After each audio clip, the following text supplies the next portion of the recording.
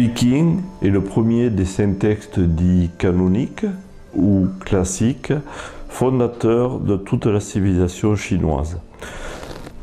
Livre que tout prétendant à un poste de fonctionnaire dans la Chine antique devait savoir par cœur.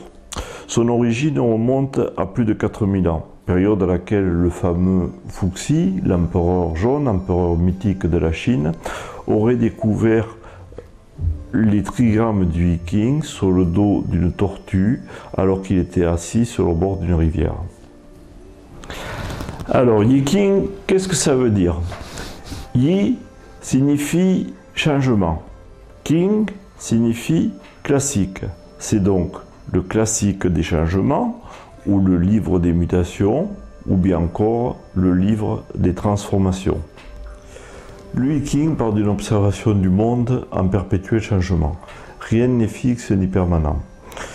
L'univers et les 10 000 êtres qu'il contient est composé d'énergie yang, créative, et d'énergie yin, réceptive. Pour représenter symboliquement tout cela, les Chinois ont inventé une représentation graphique appelée gua ou hexagramme.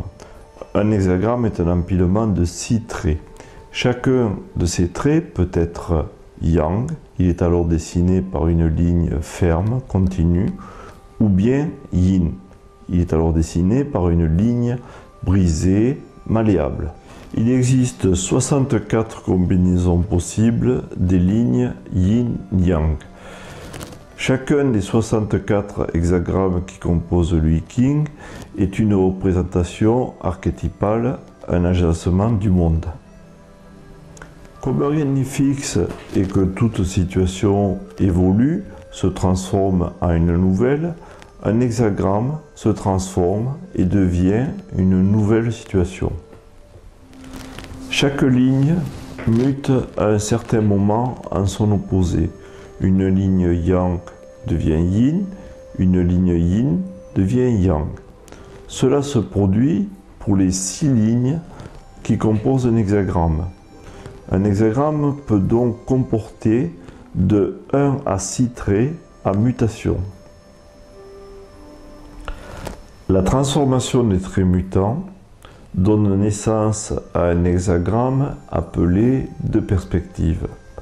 Le couplage des 2 hexagrammes, l'hexagramme de situation et l'hexagramme de perspective, donne 4096 situations types différentes. Chaque hexagramme commence par le dessin des 6 traits qui le composent, suivi de son nom qui le définit. Vient ensuite l'image qui est un court résumé de la situation et de la meilleure façon de la traverser. Chacune des 6 lignes est assortie d'un conseil dont il faudra tenir compte lorsque celle-ci sera mutante. Le texte du I Ching est composé de moins de 5000 idéogrammes auxquels s'ajoutent les commentaires attribués à Confucius, le Zagua ou la 10e aile. Il existe 2 méthodes pour calculer son hexagramme et ses lignes mutantes.